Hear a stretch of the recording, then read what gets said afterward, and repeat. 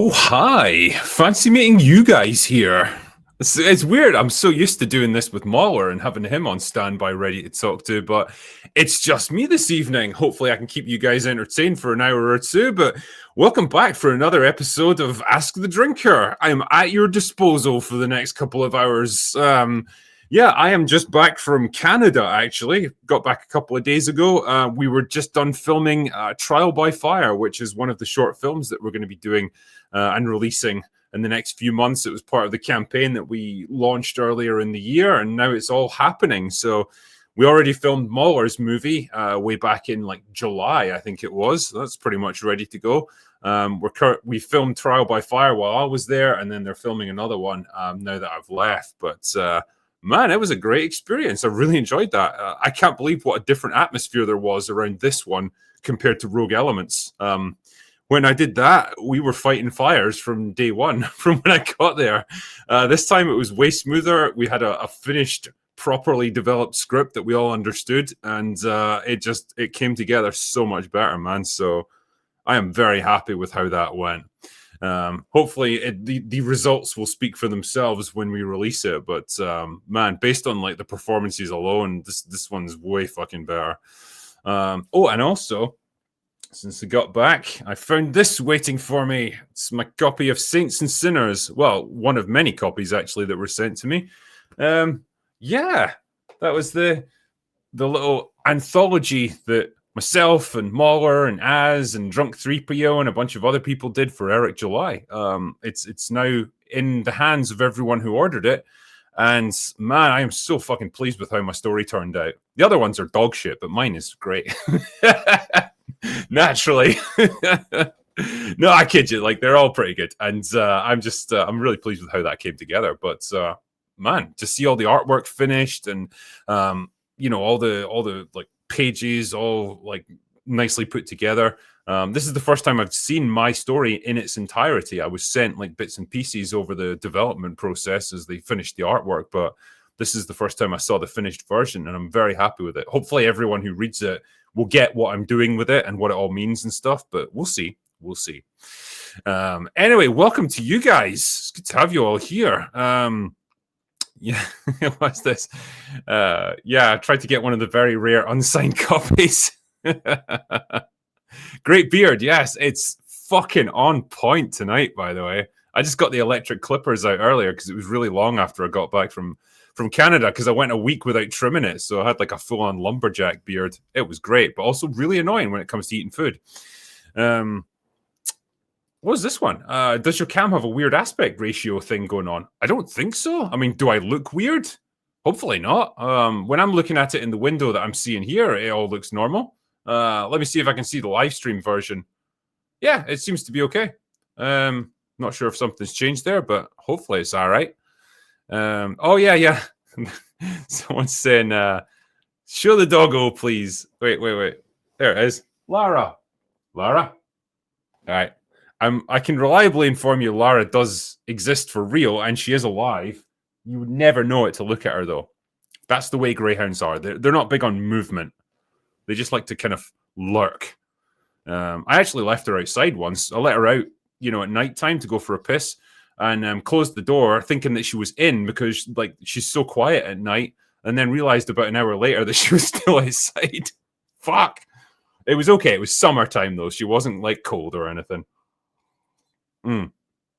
Oh, right. That's interesting. The autofocus isn't right. So it's not set on your face, but on the Raccoon City sign. It's interesting. I wonder if I just move my hand up there and refocus it. Does that help? Sometimes it does. Actually, that does look better. Maybe that's better. It could also be the lighting as well. Sometimes if I move these side lights a certain way, it puts me in too much light and the focus can't quite get in on it. Anyway, let me move them slightly and see if that helps. Let's see here. Yeah, Peacemaker season 2 review. I just don't want to watch it, man. I don't know what to tell you. Mahler and I were talking about this on Last Orders just recently. I just can't be arsed with Peacemaker.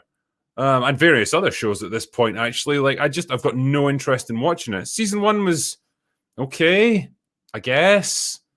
Like it just, but like season 2, I've seen clips of it and stuff, and I just think I don't know if I can be arsed investing that amount of time in it. I just don't care that much about it. I'm a little bit burned out with James Gunn stuff. James Gunn just being James Gunn in his typical James Gunn fashion. I just need a break from James Gunn, I think. Maybe that's my problem. Yeah. Oppenheimer 2 review when? Give me some time, I'll do it. The Asylum has probably made a version of that already. Yeah. Watch the puppet episode of Angel instead. I would happily watch that one again, actually. It's one of the episodes of Angel I have watched. Let me answer a couple of super chats before they build up too quickly as well.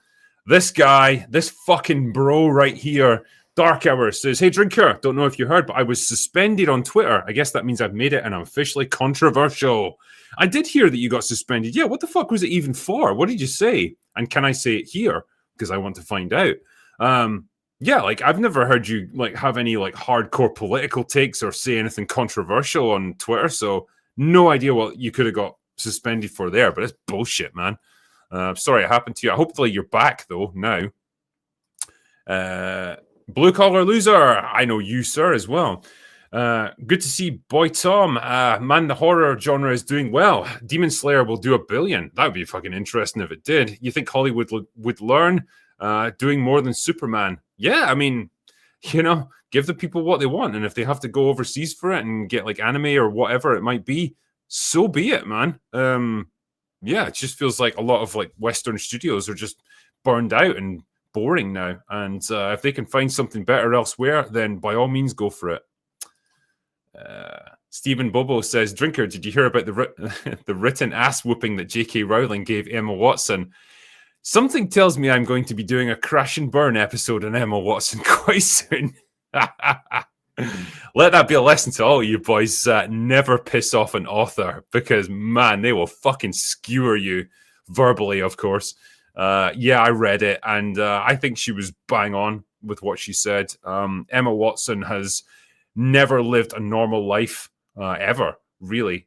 Certainly not as an adult. She is absolutely privileged and shielded from everything, so she can afford to be as progressive as she wants because she doesn't have to live with the consequences. J.K. Rowling, on the other hand, she grew up poor. As far as I know, she went through periods of extreme poverty when she was writing the Harry Potter books, or at least the first one. She's had a lot more experience of the real world than Emma Watson ever will. So if it came to a choice between who to listen to and who do I respect more, yeah, I know who I'd pick. Martin Campbell says, "Do you think there's any way back for Star Wars? If so, how? I'd love to see a Bounty Hunters series with no woke BS. Dengar IG-86, Bosk Boba kick-ass." So, yeah, I mean, I talked about this in my most recent video about the Mandalorian and Grogu movie. There is a way back for Star Wars, but it's not a quick and easy one. I think they need a trilogy of really fucking strong movies to win back fan support.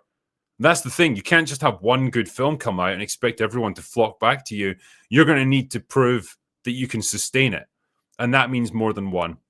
And it might mean eating a short-term loss financially. Like you release a new Star Wars movie now, and even if it's good, say like Andor, not that many people are going to watch it because the brand is so fucking damaged, but it's a long-term investment in getting you back up and running. So I think it can be done. Franchises can be saved, but man, it's going to take long, consistent effort and sacrifice to get it there. I just don't know if they're capable or willing to do it at this point.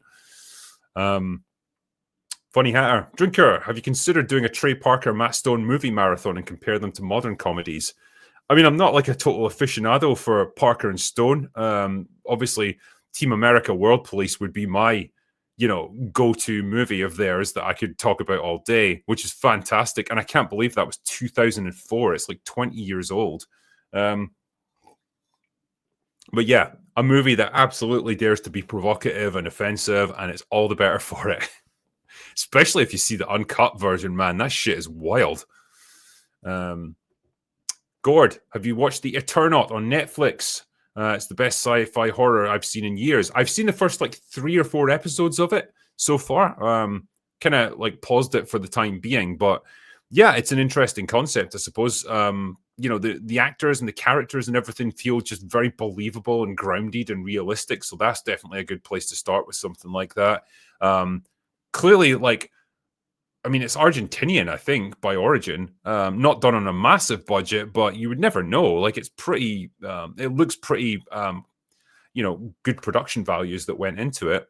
And yeah, the concept of just how do you navigate a world like this where you literally can't go outside without fucking insta death. It certainly ratchets up the tension, that's for sure. Robert Hayes says, "Do you ever play BG3? If so, Karlach, Lae'zel, or Shadowheart?" I did not play it, I'm afraid, so I could not answer that question. I'm sorry, bud. Stay Purple, what's your thoughts on Warhammer show they're doing with Henry Cavill right now? Hope it goes well. Love your stuff.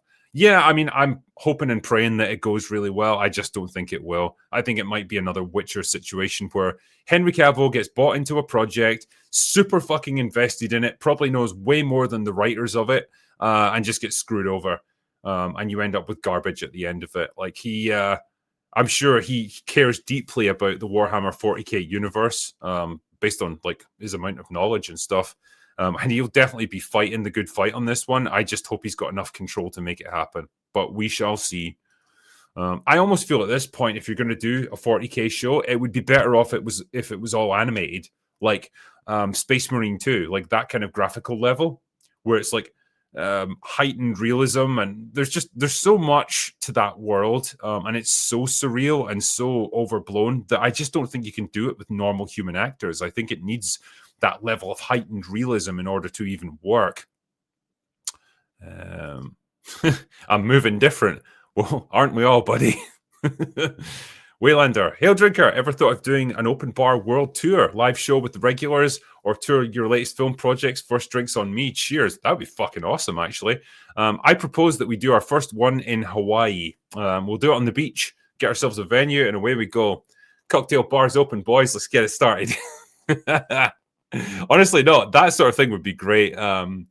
We've kind of talked about doing things like that when we're at a Comic-Con, but it usually doesn't fall on a day when open bar is. And I'm too lazy to bring all my streaming equipment with me because the setup I've got here, it's a big desktop PC with multiple monitors and like lighting rigs and everything. It's not the sort of stuff I can just transplant with me to the other side of the world. But surely there must be a way we can do it. I did gate crash FNT the last time I was at MegaCon, and sneaked into Jeremy's room while he was streaming, so that was fun. I should have licked him when I was there. That would have been great. What's the next one? When did you start saying "go away now" and why? So that is a good question. I feel like the Captain Marvel video that I did way back in the day was the first. Oh shit, Lara's moving. Look at that. Oh, she's just scratching herself. You all right there, Lara? Yeah, she looks guilty. Sorry. You've got like 2,000 people watching you. I'm just saying. Yeah. Anyway, I feel like the Captain Marvel video was the first time I started being the drinker properly. But I can't remember if I actually said "go away now" at the end of it. It was around about that time period. It could only have been within like a matter of weeks of that video taking off. And the reason for it was just I was so fucking tired of people saying, "Hey, if you enjoyed this video, then like and subscribe and hit that notification bell." Because I figured, like, if people enjoy my stuff, if people enjoy my channel, they'll subscribe anyway. I don't need to ask them to do it. And so I just fucking said, like, okay, let's do the opposite thing. Let's just say, like, go away.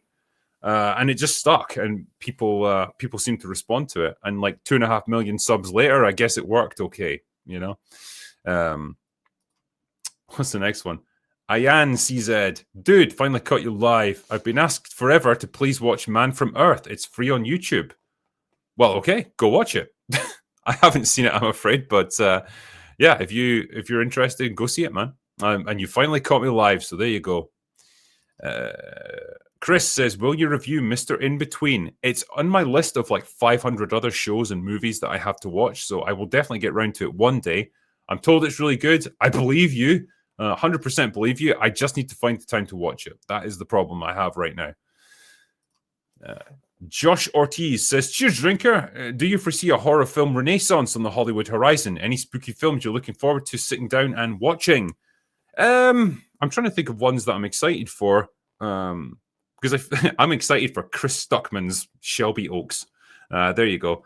Horror films have always been that go-to genre. I suppose, for low budget studios, for first time filmmakers, for indie filmmakers, because you can do them super cheap. You don't need like big name actors or anything. And it's all about the concept and the writing, you know? And so, in the kind of environment that we're living in right now, where you've got these mega budget movies with $200-300 million budgets flopping because people are just oversaturated with this crap. Hey, why not make a horror movie that costs like $10 million or even less? And it's barely got to make anything back in order to turn a profit. The economics of it are unavoidable. So I don't know if we're going to see a renaissance, and the summer box office is going to get dominated by horror movies. But I think they've always got their place, and I think now more than ever, they're a real cash cow for the studios. So I'm all right with them. I just feel weird when I watch them at any other time of year apart from October. It just feels wrong, when you're in a bright summer's day and it's like, oh yeah, I'm going to go see a horror movie. It just feels weird. Maybe I'm just odd that way. Slick Pete Flash, will you be covering the Netflix Splinter Cell series? As a fan of the games, I'm hyped for it. Pity the Ironside isn't back, but I'm guessing he's getting on. Michael Ironside, he's like fucking 75 years old at this point. So, yeah, I wouldn't necessarily expect to see him. But, the show, I don't know much about it. The problem is I'm not an expert on the Splinter Cell games, so I don't know if I'm the best guy to be reviewing it, because I can't tell if it's lore accurate or not. All I could do is assess it on the actual writing and the performances, that sort of thing. I will say the trailer didn't exactly fill me with joy, but maybe there's better stuff coming. Fox, at this point, as far as DC shows go, if it's not Penguin, I don't care. That show was Kino and did so without any promotion. Yes, it was superb. An absolute sleeper hit of the year for me. Farrell was amazing in it. Everyone, because Christina Milioti that was in it, superb villain, great antagonist for him to go up against. Really good show. It really surprised me, actually. I thought like making this spin-off show from an obscure character from the movie that wasn't even that popular, that was a bold move, but man, it paid off. So yeah, it's pretty much the only one I'm invested in. Opie says, hey Drinker, I've always wondered if you finished Attack on Titan and what you thought about the ending. Personally, I think it's a travesty of writing. So yes, I did finish it. I should really get around to doing a review of it at some point. It's difficult to talk about the ending without spoiling it in front of people, so I don't want to say too much. I will say, bit of a downer, certain characters that you get very, very invested in do not survive the ending. I don't know if I love that idea, but I guess I want to wait until I do a proper review of it, because there'll be people here who still haven't seen it. But if you haven't seen Attack on Titan, genuinely give it a watch, because it is definitely worth your time. Jello says, what's your opinion of the world right now? There's a loaded question. How much time have you got? I feel like the world is in a bit of a transition period at the moment. It feels like a lot of things are at breaking point, and things are about to change. Hopefully for the better. I really do hope. But yeah, we've been a kind of cultural malaise for the past decade. It feels like a lot of stuff that's just been lingering on, probably beyond its time, and it feels like a dam that's got cracks in it, and those cracks are widening, and something's about to give. So yeah, I just get that sense that like something is coming, some kind of seismic shift in like our culture or our society or something. And I don't know, it might not necessarily be a bad thing either. We'll wait and see. Frosty Film Watcher, I watched the latest season of It's Always Sunny in Philadelphia. It's probably the least funny comedy I've ever seen. Have you watched the show? I watched like the first season, I think. It was definitely funny at times, but like it's one of those ones that's gone on for perhaps way too long. I don't know what the later seasons are like, but yeah, early on it definitely had funny moments. It wasn't afraid to push the boundaries a little bit. Don't know if I'm that invested that I want to keep going with it though. Six Pack Chad, J.K. Rowling herself is a lunatic, but Emma Watson makes her look level-headed. Yeah, you're 100% right there, by the way. People definitely need to not be going on the based J.K. Rowling bandwagon, because she absolutely isn't. She is like hardcore left-wing progressive in every other way. It's just on that one issue that she stands out. and I do respect her for that. That's fair, but yeah, she's definitely a complex figure. Let's say that much. Movie erotic, interesting name. Is Brian T. Cone normal, and what do you think of Arkham? Don't know how to answer that one, I'm afraid. Arkham, is that the game like Arkham Knight, or I can't remember what it's called, but yes, I can answer because I haven't played it or seen it. Any thoughts on the Conjuring universe? I was talking with Mauler and a few of the other guys on Open Bar the other week. I like the Conjuring movies, right? They are cheesy as fuck, and they are definitely fairly predictable, but like there's something, they're like comfort watching, I suppose, for horror movies. It's an odd situation to be in. But yeah, I quite like the jump scares and stuff, and it's just like laid back horror, I guess. I like the fact that they're a husband and wife team. They play quite well off each other. It's nice to see like a nice stable marriage where like husband and wife actually support each other and work together to overcome things instead of competing with each other. That's neat. I quite like that. When they say it's based on real events, they are playing fast and fucking loose with that, but it's kind of what you expect. Yeah, I've got a lot of time for the Conjuring movies. I'm okay with them. Right. Critically important question: Pendleton or JD? What the fuck is Pendleton? Is it a drink? I assume so. Pendleton. Right. Pendleton whiskey.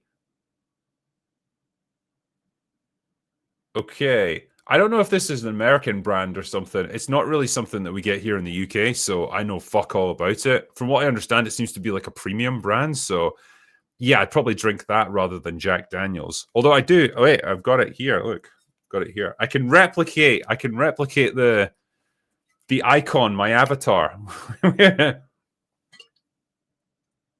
Don't want to drink too much of that right now, though. But there you go. I did the thing. Let's see next. What's up, boss? Is Zendaya the worst Marvel casting so far? How do you go from Kirsten Dunst to Zendaya? I mean, it's rough. It really is fucking rough. I don't know if she's the worst casting so far. I mean, we're talking about a universe that has Brie Larson in it, so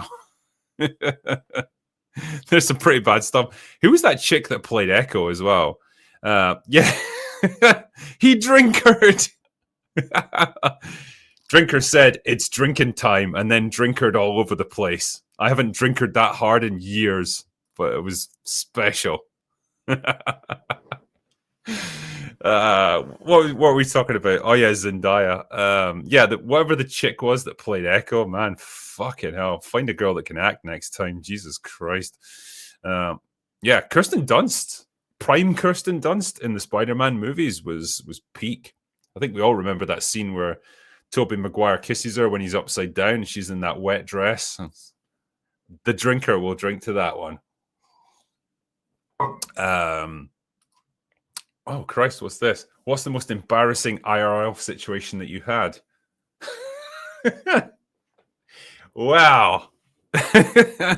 I kid you not. This happened, right? So I was dating a girl back in the day, back when I was young and optimistic and stuff. And she had been living with her boyfriend at the time, broken up with him and gone back to live at her parents' house, right? So we'd started dating, and I went around to her place. Her parents were out for the night, and she was like, yeah, let's spend some time together. So we did, as you do, right? And so afterwards, I'm like, right, I'm going go to the bathroom, went through butt naked, closed the door, like locked it, and then as I'm pissing away, I hear the fucking front door open, and it's her dad coming home. I don't have any clothes on, and he's never met me, and I've just totally banged his daughter, and it's like, oh fuck, what do I do? So it's like I had to just judge it, because it was the house that we were in, or they were living in at the time. It was like it was over 2 floors, but it was like upside down. So the upper level was like the entrance hall, and then the downstairs, because it was on like a hillside or something, that was where the bedrooms were, and that's where I was, in the downstairs bathroom. So I heard movement on the stairway upstairs. I heard talking and stuff. And I was like, I'm just going to have to go for it and chance it and hope that the worst doesn't happen and he's out of my line of sight. So I opened the door and bolted through to the bedroom to grab my clothes. And I don't know how close I was to getting discovered, but fuck me, that was potentially the worst moment of my entire life. But it turned out to be okay in the end. So not necessarily the most embarrassing, but the most potentially destructive moment ever. Next one is, thumbs up. How do you like the process of writing novels versus comic books? Are they very different? After reading Dark Harvest, it would make for a great comic. I think it kind of would, actually. I think it might even make for a good movie. But yeah, very different. Like, all of these things are wildly different. Writing a novel is way different from writing a screenplay, which is way different from writing a comic book. I mean, there's a little bit of crossover between screenplay and comic books because you're dealing in a very visual medium. But you can still, at least with comics, have an internal monologue for the characters, which is what I have in my story in Saints and Sinners, because various characters share their thoughts as they're going. So you just need to write really economically, and that's a difficult thing when you've spent 10 years as a novelist, and that's how I was used to writing. And so the process of going into like a lot of depth with how characters feel about things, what their thought process is and stuff, you absolutely can't do that with a screenplay, for example. And then when you have to turn it over to actors who have put their own spin on it, which is something I found very fucking difficult when we were initially doing Trial by Fire just last week. I was there and I was like watching the actors perform the lines, and like there was part of me that's like, wow, I would have done it slightly different. And you have to keep fighting that urge to get involved and say, no, you should do it exactly like this. Why won't you listen to me and do it my way? God damn it. But that sort of thing is a collaborative process. And so you have to give them a little bit of leeway with it. But with comics, again, you put instructions on your panels. So when you're writing a comic book, you'll divide up your page into like imaginary panels and say, well, this is the kind of image I want to show on this panel. These are the text boxes. These are what the characters are doing. This is the kind of movement I want you to try and convey. And then it's up to the artist to put that across. So much like you have to entrust it to the actors to interpret what you've done, you have to then entrust your instructions to the artist to interpret that and put that onto the page. Now, I will say, like, for One Little Push, which is my story within Saints and Sinners, the artist did a fucking brilliant job. Like, whether my descriptions were good or he's just really good at his job, I suspect it's the latter, actually. Either way, it pretty much plays out exactly as the kind of mini movie that I had in my head. So I was really happy with what they did. But you just, at a certain point, you have to accept the fact that it's a collaborative process and allow other people to put a bit of themselves into it. Otherwise, it's just you being a dictator. Yeah, which IP would you like to write a book or script for? I would love to fucking write a script for a Resident Evil movie. Give it to me, coach. Put me on the field. I'm ready. Lionheart says, is it true that Buckfast wine is responsible for 60% of crimes in Scotland? Also, have you seen The Chosen? No, that's a complete lie. It's responsible for 80% of the crimes in Scotland. Yeah, that stuff is fucking rocket fuel. Especially if you get into a teenager who's not used to drinking, they'll just gulp that shit down, and before you know it, they're paralytic and they want to fight everything in sight. So yeah, Buckfast got a lot to answer for. I haven't seen The Chosen, I'm afraid, so I don't know anything about it. Yeah, have you seen 000? Phenomenal show. I have not seen it, I'm afraid. Don't know anything about it. Toyota, hello. Hope your drinks are great. They are. They're not too bad, thank you. I've got some Gentleman Jack. That's the good stuff. I wheel that out for the special people. Anyway, wonder if you had any advice for aspiring writers. Any tips? I'm trying to write a novella of my creation. My tips would be what I do, which is write a synopsis of your story, plan it out a little bit, understand where it's going, what the characters are doing, where you want it all to end, and what the major plot threads are. That way you can avoid writing yourself into a corner when you're 100 pages into the book. And then you realize you fucked up and you've got to do it all again. So yeah, do that. Do a synopsis. Plan it. That's what I always do. This one, I'm going to have to turn my head upside. Can you read this? Now you're probably. I can't even read that one. Intoxicated. I was doing okay until the final word, then I could not get the fucking thing out. I'm doing okay so far, thank you. I was able to get most of it out. I'm working up to being intoxicated. I'll do some shots if we get any big super chats in. So there's my promise to you guys. Right, Michael Whitehead. How to save Star Wars? Give it to Japan to produce. Good start. Look how successfully they produced Terminator Zero, the best Terminator since the first two. Yes, I wish more people had fucking watched it. I don't know why it got such, lukewarm reception, but I like Terminator Zero. I think they had, for example, strong female characters in it who weren't just obnoxious girl bosses. It was nice to get a different spin on the whole Judgment Day thing from a whole different country's perspective. And it played with the multiple timelines, multiple possibilities, ideas pretty effectively. So, yeah, I like Terminator Zero, and I want to see more of that kind of thing. I want to see the universe expand a little bit. Rob or Ross says, looking forward to my Saints and Sinners delivery. Well, hopefully it comes for you soon, man. Are you going to do more anime reviews? I really liked it. I will, yeah. What would be the next one that I should probably review? What have I watched that's... I definitely want to try... I definitely want to talk about Metropolis, one of my favorite anime movies from like 2002. I'm really pissed off, actually, that I never got around to doing a review of it. But if any of you haven't seen it, absolutely superb. It's very loosely based on the Fritz Lang movie from the 1920s, but a whole different like anime Japanese spin on it. And man, if the ending doesn't fucking emotionally devastate you, there's something wrong with you. You probably don't have a soul. Yeah, Trent Moore says, have you seen season 3 of Invincible yet? No, but I have started season 2. I need to catch up. So literally last night I finished episode 1 of season 2. So it's a timeline based. Sorry, it's a multiverse thing that they've got going on with this season. I don't know if that's going to carry over into season 3. I'm pretty sure in season 3 they've got Conquest in it, and there is some brutal fucking stuff that happens with him. So yeah, I'm kind of getting back into Invincible. I really enjoyed season 1. Loved the voice cast. I loved Walton Goggins as Cecil. J.K. Simmons as Omni-Man. Like, he is a terrifying villain. Yeah, love that shit. So I want to get back into it, and hopefully I'm going to enjoy it.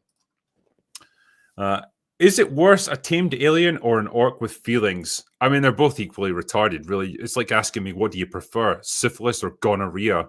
I mean, they're both pretty bad, and they're going to mess you up. So yeah, tamed alien, I think if I had to really pin it down, that's probably the most offensive to me. God, that's awful. Hate it. I hate Alien Earth.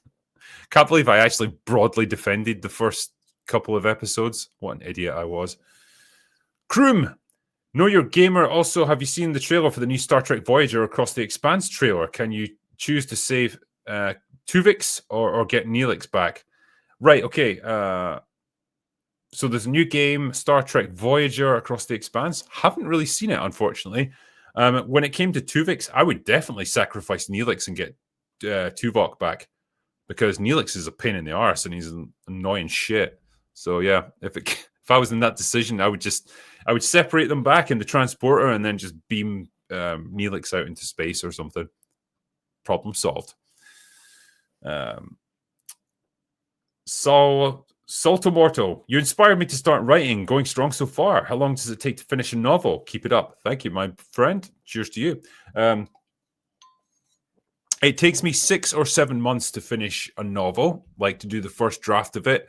Then you've got a few months of editing, which goes through various stages, like big structural stuff, like line edits, copy edits, all that sort of thing, all the way down to like checking for spelling mistakes and everything. Then you've got to like develop the front covers, do the marketing campaign. It's basically a year of your life, if you're lucky, to get a book from just like initial concept all the way up to a finished article that's in your hand. And so it's a long time. It's a big commitment of time and energy and stuff. And, you know, the position I'm in at the moment with like 3 YouTube channels to try and maintain. I've got a bunch of short films that I'm making at the moment. I'm consulting for various companies on scripts and that sort of thing.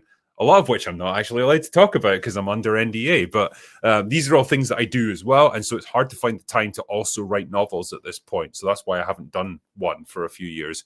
But yeah, it is a lengthy process, and you do have to kind of stick in it and just keep bashing away, keep getting those pages out each day, and you will get across the finish line. You know,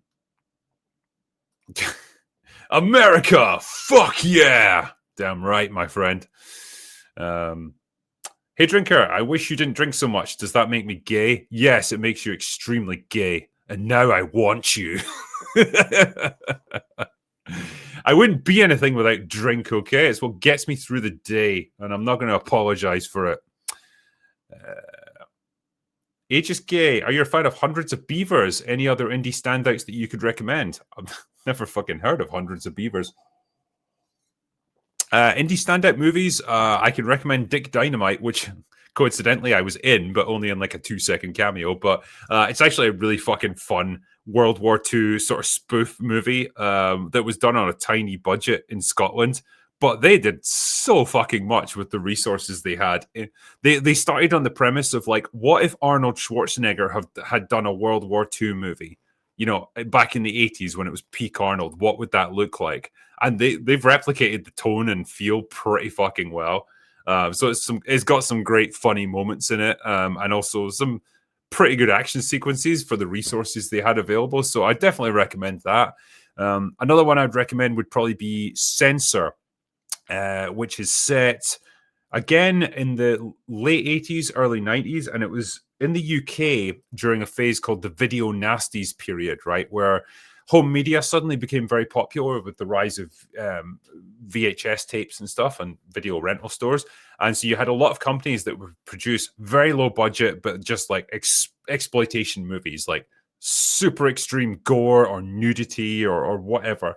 And there was like a bit of a moral panic about it. And so there was like whole government departments that were there to like monitor it and censor it. And, you know, they would just be looking at these things like, you know, we need to take 5 seconds of breast footage out of this one or whatever. But the point being, one of the women who works there starts to experience like weird visions and stuff of some of the videos that she's seeing, and she begins to question what is real within her own life and what she's just seeing in the tapes, and like how it starts to bleed over into her reality. And then she ends up having to try and track down one of these like almost anonymous horror movie authors or directors, sorry, that is making this stuff because it's like the source of her visions. I'm probably not describing it terribly well, but it's a neat concept and it plays with like one's perception of reality. So I remember seeing that and quite enjoying it. Anyway, next up, Crimson ID. Could you ever imagine as a kid finding out that all of the famous characters Harrison Ford has played in the future, it would be Deckard that would ultimately get the happiest ending? I know, it's wild, isn't it? Fuck. Our cultural landscape has been raped, man. It's brutal to watch. Yeah, it is sad. Ayan says, "Damn fingers, I meant please watch Man from Earth. I have a feeling you'll really like it and have a lot to say about it." Right, there you go. That makes more sense. Stupid fingers. Bite them off. Yeah, I will take a look in that case. Man from Earth. Yeah, NDB says, "Are you going to review more anime? I really like the ones you did." It's weird, like that's 2 you've sent. So, yes, I answered that question. Your forehead rivals Kinnels. Maybe it does, yeah. Give it a few more years, it might get even bigger. Who knows? Hey, man, I'm 42 years old. Like, I'm just happy to have fucking hair on my head. At this point, you know, you got to be thankful for small mercies. Are you saying like and subscribe sounds sacrilegious? Yeah, exactly. I can't bring myself to say it, man. I cannot do it. Don't want to. Johnny Fizzle, if you're ever looking for another anime to check out, please consider Hajime no Ippo. It's about a young boxer in Japan working his way up the ranks. It's well written, funny, and has great fights and isn't woke. Cheers. Well, it's Japanese, so I wouldn't expect it to be woke. Yeah, man, I've heard people recommend that on various like open bars and stuff as well. So yeah, okay. 42. I just turned 54. Well, I'll get there in 12 years, presumably, if I'm not dead. We'll see. What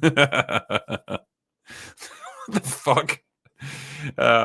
Kindle and Vara Dark have a baby. It'll come out as a cone. I like this. That drinking game between Ryan and Drinker were the battle of the big ass foreheads. I mean, like I have done drinking games with Ryan before. That boy can't drink for shit. Every time we do like a fan meetup in Orlando for MegaCon, he's always shit faced before I even get there. It's like, how much time have you had drinking? And he's always convinced he can drive home afterwards, which you know, even I'm like smart enough to know you probably shouldn't do that, Ryan. That's a bad idea. But yeah, he's a lot of fun to have on a night out, is Ryan. Just gets progressively more mental as the night goes on. Next up, what's the next question here? Oh, where is it? I'm losing my StreamYard's links here. Oh, yeah. Andreas, I was recently told that my writing lacks a voice and I have no clue what to do about that. I thought I'd found it. Any advice? I would go back to the fucking people who gave you that feedback and say, what do you even mean by that? My writing lacks a voice. That is proper fucking wanky material right there. Like, oh, it lacks a voice. Well, does it? How does one define a voice in writing? You know, do they mean like a specific writing style? In which case, well, not everyone has one. You know, there's only so many different ways you can arrange words. Yeah, I would want a bit more clarification on that because that sounds like bullshit. Diz the Jizz, good name. What's one movie you can quote almost line for line? For me, it's Predator. That is a good fucking movie to quote.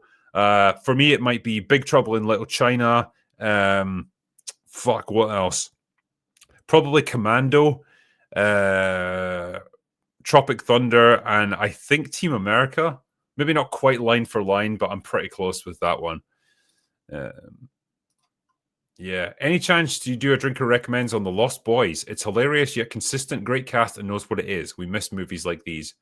The Lost Boys is the vampire one, isn't it? Let me just check. I'm pretty sure it is. It's got like Kiefer Sutherland and stuff and Rob Lowe. Yeah. It's 100%. You're a pretty good summary of it. Great cast. Yep, definitely. It knows what it is. Yeah. I miss 80s movies like that, man. They have got charm in a way that modern films absolutely do not have.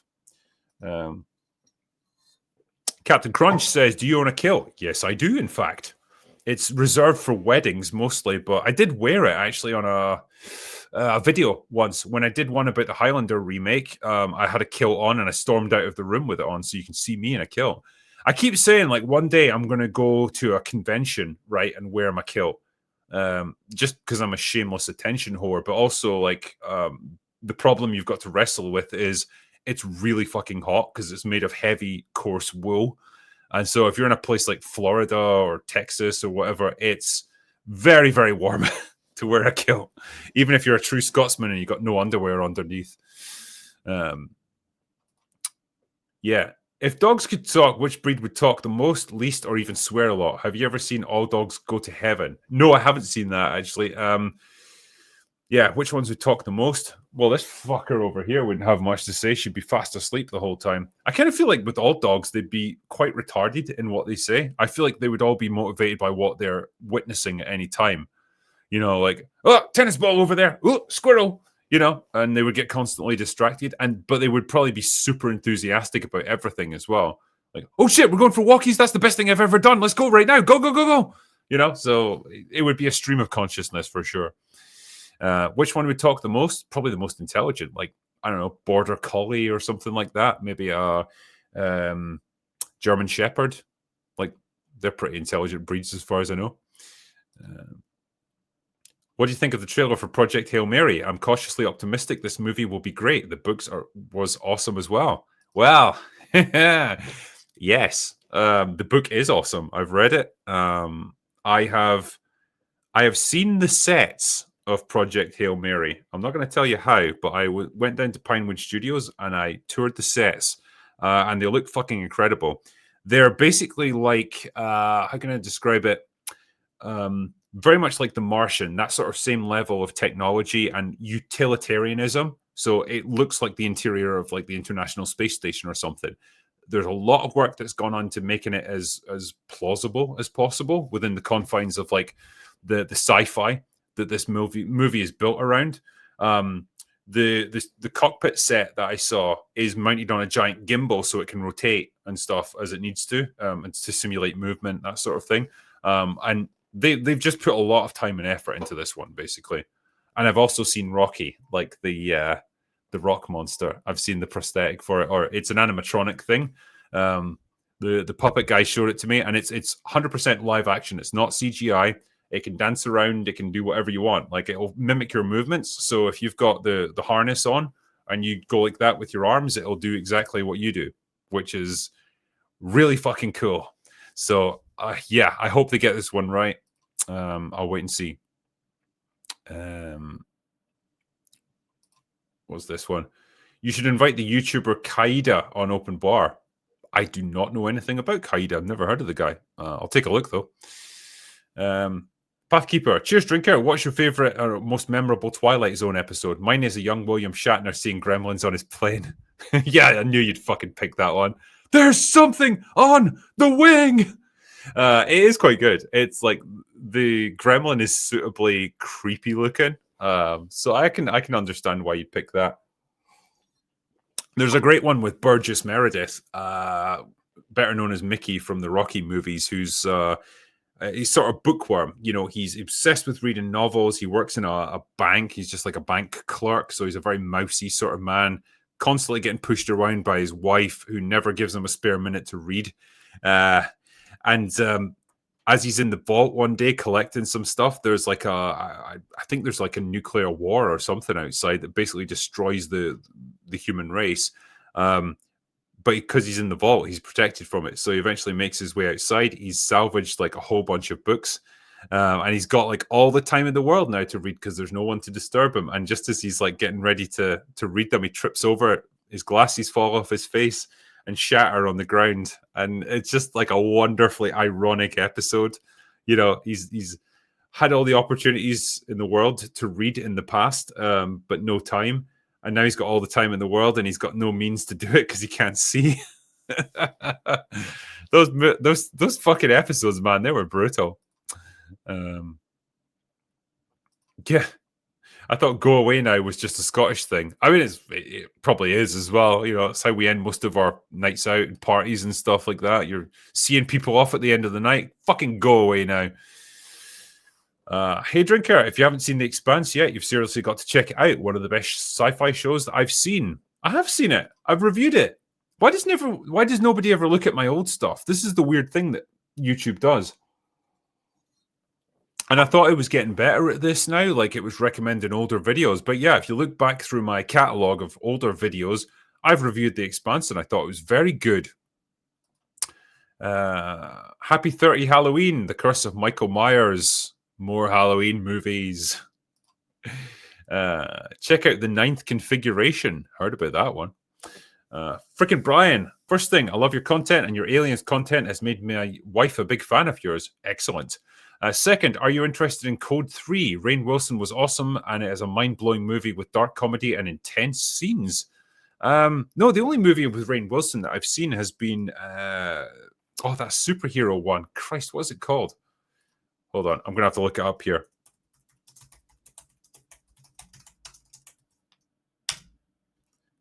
It's just called Super. Yeah. Haven't seen him in much else beyond that, so I don't know much about it, but I can definitely take a look because, you know, everyone remembers him as Dwight from The Office. What was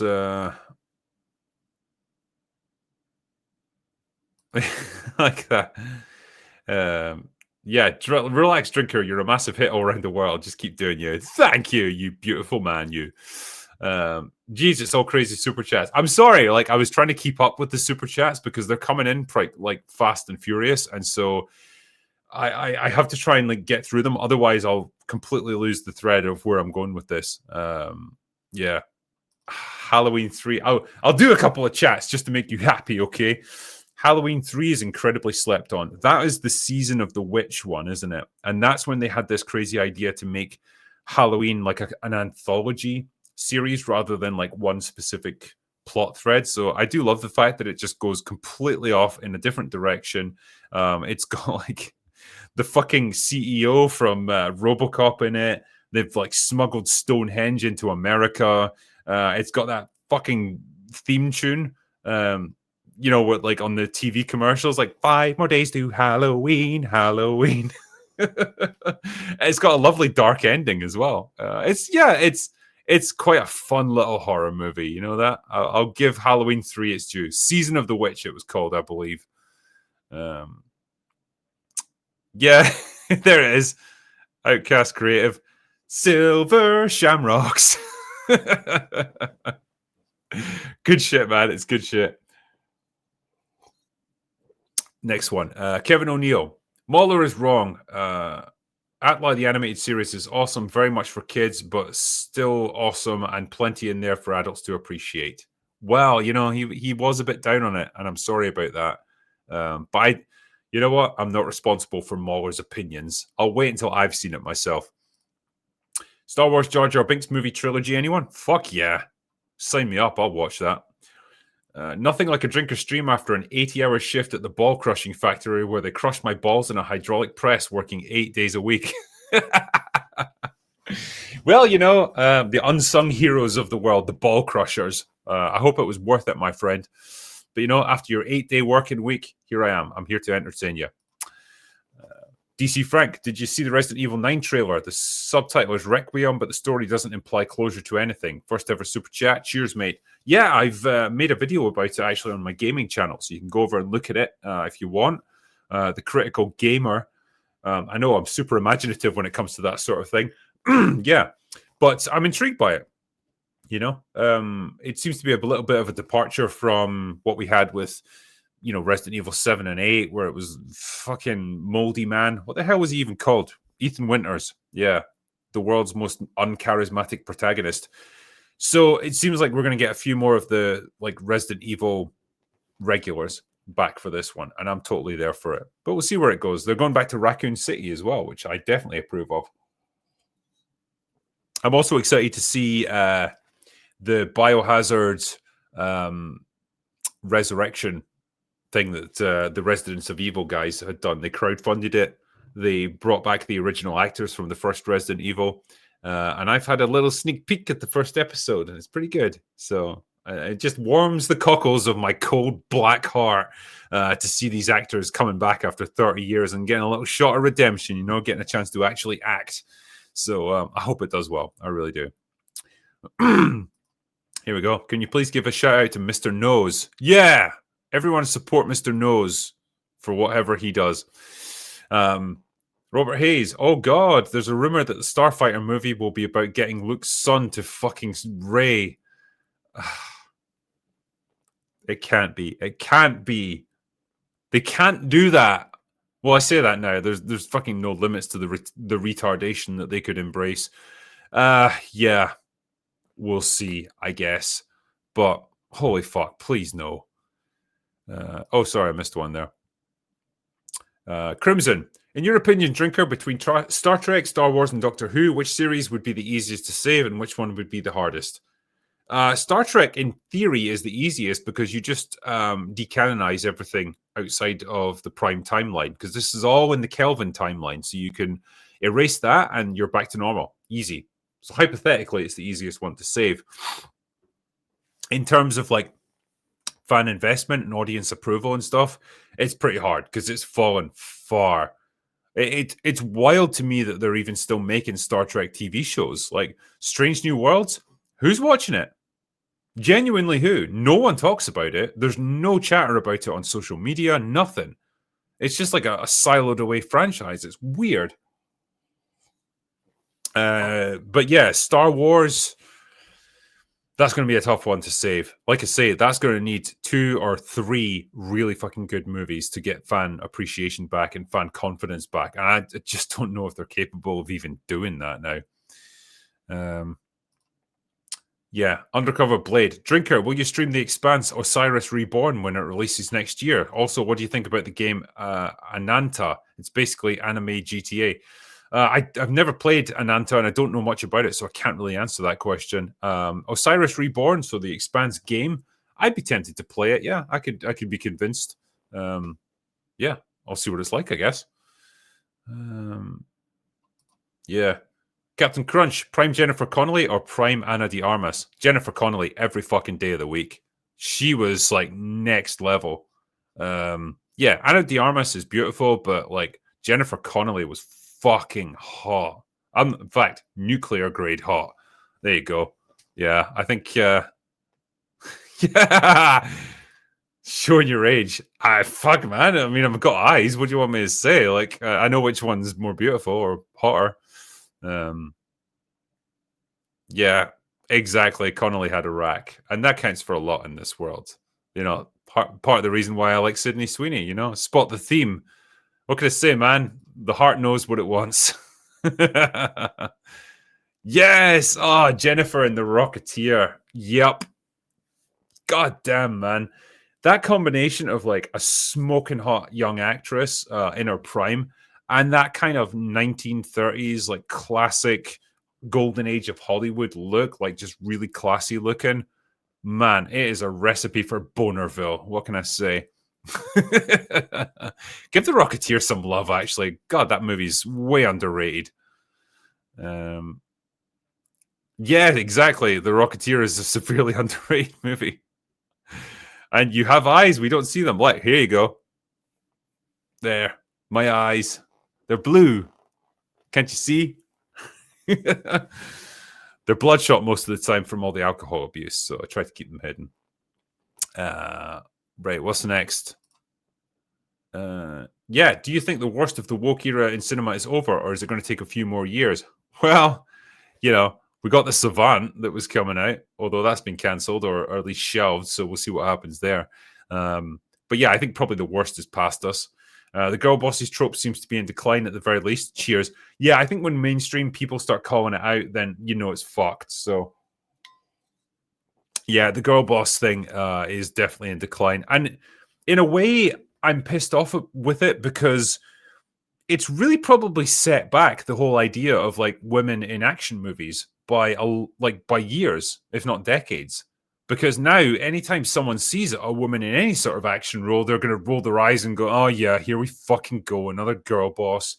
And so it's like taking opportunities away from them because they can work within action movies. They just have to be done in a way that like actually makes sense. You know, they have to take into account differences in size, strength, all that stuff. You can make it work, but I feel like now the whole well has been poisoned with all that sort of thing. But yeah, I mean, hopefully we're moving past the worst of it. Yes.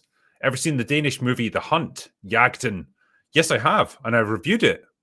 Why do people keep asking me about movies I've fucking reviewed already? Yeah, this one you can find on my second channel. It's Drinkers Extra Shots, The Hunt. It's got Mads Mikkelsen in it. It's an absolutely fucking superb movie that touches on a lot of themes that are very relevant in modern culture. Basically, a man gets accused of a very inappropriate thing that he did not do. And it's the reaction of the small town that he lives in, you know, the kind of witch hunt mentality of like, well, he must be guilty. And, you know, social workers and stuff stepping in to like answer or to ask very leading questions to lead the accuser into like giving the answers they want. And it's fascinating to watch, but also kind of terrifying. He gives like the performance of his career in that one. Excellent stuff. And yeah, it has a very sobering ending as well. So I definitely recommend The Hunt for anyone who hasn't seen it.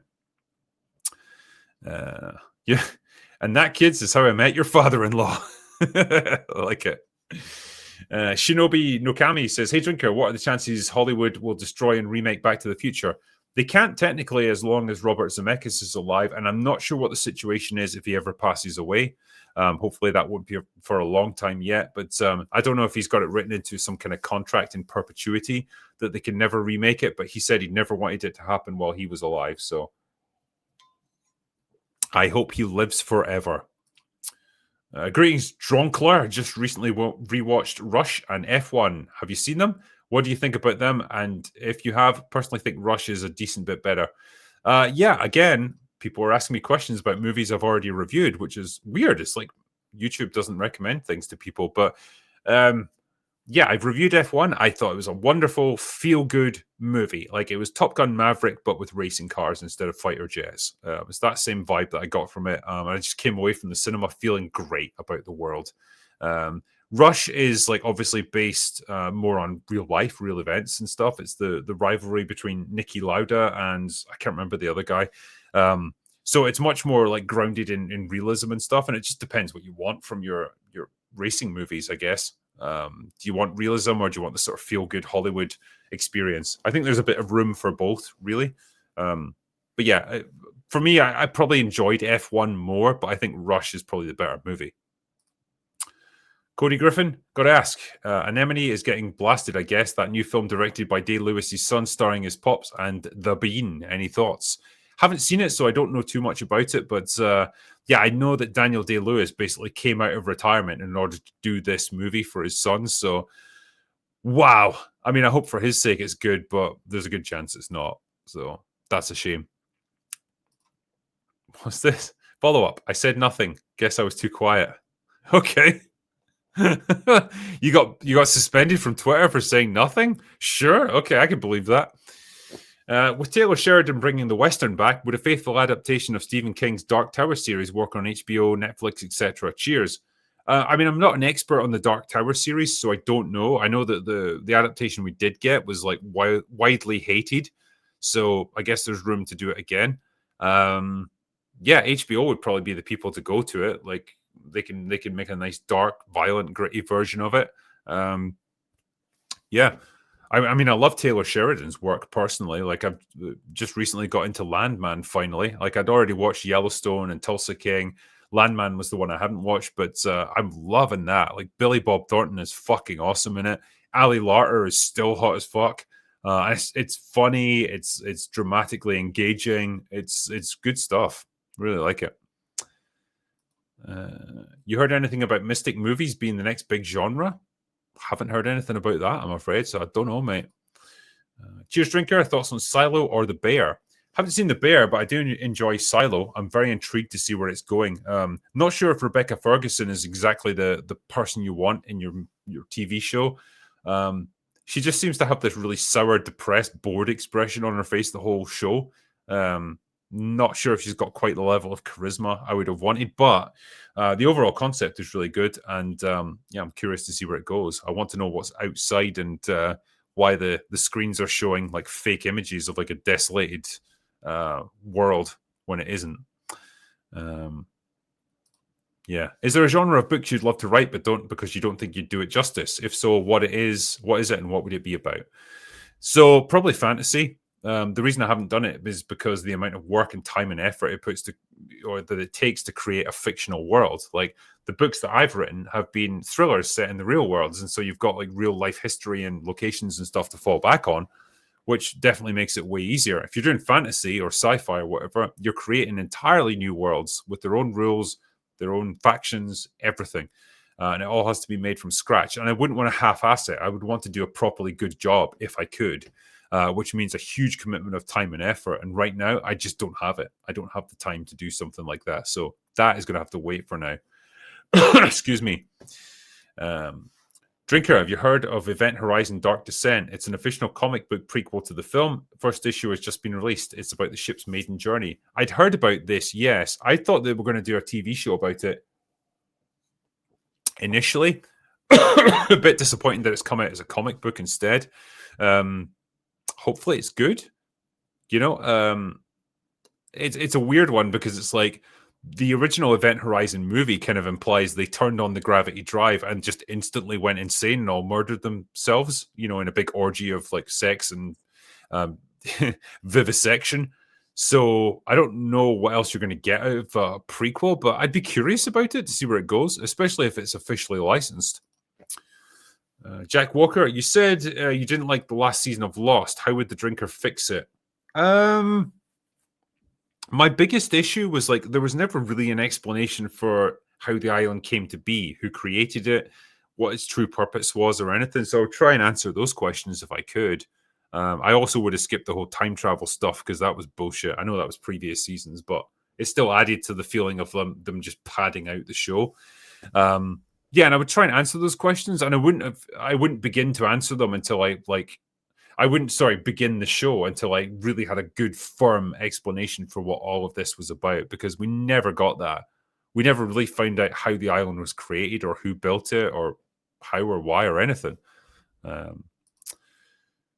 Yeah, Micah, Drinker, I know you loved Shogun and I loved the original miniseries. Have you ever had the chance to watch Lonesome Dove? I probably watched the occasional episode when I was a kid, but I don't remember too much about it. I know it's quite well regarded, though. Are you much of a car person? Well, I have an Audi RX-5, so yes. RS5. I remember you had an RX-8 before. What? Oh, yeah, that was a Mazda, yeah. Yeah, that was great with its rotary engine. It sounded like a fucking jet engine when you got it into high revs. What's your current car and what's your dream car? Yeah, so as I say, Audi RS5 is what I drive right now. It's kind of like a sports car with a saloon body, so it looks pretty unobtrusive, but man, that thing can fucking go.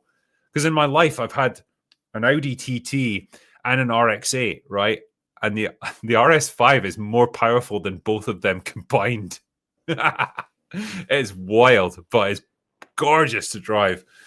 I've got an R35 GTR, but here in London, it's mostly 20 miles per hour. Yeah, it fucking sucks. I bet the roads where you are epic for fast cars. Yeah, I mean, I can. I live kind of on the edge of town, so I can get out into the countryside pretty easily, and there's no speed cameras there, so you can absolutely welly it, and that's that is very pleasing for me. Yeah, if I had a dream car, it'd probably be like an Aston Martin or something like that, for just the James Bond feel. Yeah, but I'm happy enough with what I've got. It's great. Kyler Clemens says you should review One Punch Man season 1. Yes, I've heard great things about it. Mahler speaks highly of it for sure. Anime Spy Family, your name, Silent Voice, watch. Okay, interesting. Let's see. Yeah, let's see. I want to get back to the main chat as well. Oh yeah, what's here? Let's see. Oh yeah. Where is it? I lost my place there. Yes. Christopher Briney as Leon Kennedy and Anthony Starr as Albert Esker. Not Wesker, but Esker. Yeah, those are not bad castings. I think Anthony Starr had expressed some interest in doing Albert Wesker, which I'd be fine with. I think he's definitely got the look for it. So yeah, I'm fine with that. The Real Goose. I've been writing a screenplay and want to make a short in the future. Just been a real hard to find dedicated actors. Any advice? Oh, actors don't tend to get dedicated, and especially good ones, unless you throw a lot of money at them. So, that's the tricky part, really. When it's going to be some low budget short or whatever, it's really difficult to get like pro actors in because they're going to want compensated for their time. Yeah, I don't know how to get around that, if I'm honest with you. Like, the only time I've done it has been things like Rogue Elements and Trial by Fire and stuff. Like, with Trial by Fire, we already had our stable of actors that we wanted to use again, and they'd worked with us, so they were happy to do it. But again, they had to be paid for their time, so crowdfunding was obviously how we did that, and we were lucky that we raised so much money for it. But yeah, beyond that, it is very difficult, I would imagine. What's this? What's your favorite one-liner from a film? No Arnold quotes. Fuck. Off the top of my head, I love John Travolta's line in Face Off where he's playing Castor Troy, but he's got face swapped with Sean Archer, who's like the good guy, and he's like gone back to this dude's wife, and she's like walking away from him, and he just looks at her ass and goes, "I hate to see you go, but I love to watch you leave." His delivery is just superb on that one. I always remember that fucking line. It's brilliant. Yeah, what else? Oh yeah, in Con Air, where what is it? Danny Trejo, who's playing like this serial rapist, like the most horrible guy imaginable. he's wanting to have a go at like this female guard that they've captured, and Nick Cage gets in his way, and he's like, "Do you know what I am?" And Nick Cage just looks at him and goes, "Ugly all day." Love it. Ty Basket says, "Hail Drinker, have you ever seen Helsing Ultimate? Vampire Nazis and a badass Scottish priest. It's fucking great. I mean, it sounds pretty good, actually. Yeah, never seen it, I'm afraid. Why does Nicolas Cage ever work, but Pedro Pascal doesn't? Every doesn't. I don't know what you're saying there, but yeah. Nicolas Cage has been in a lot of movies in recent years because of his tax problems. Pedro Pascal has been in a lot of movies because he is current thing in Hollywood. I tell you what, I know who I'd rather watch a movie with, and it's not Pedro. All right, please complete Attack on Titan anime, all 4 seasons. What do you mean all 4 seasons? There's like 10 seasons of it. Jesus. But yeah, done it. Captain Crunch, what is the reason for 3 different YouTube channels? Is it financial or just to differentiate content? It's to differentiate content, 100%. So, for example, the main channel is for like prestige stuff, for lack of a better word. So, like movies that are current, the stuff that's like a big deal, that sort of thing.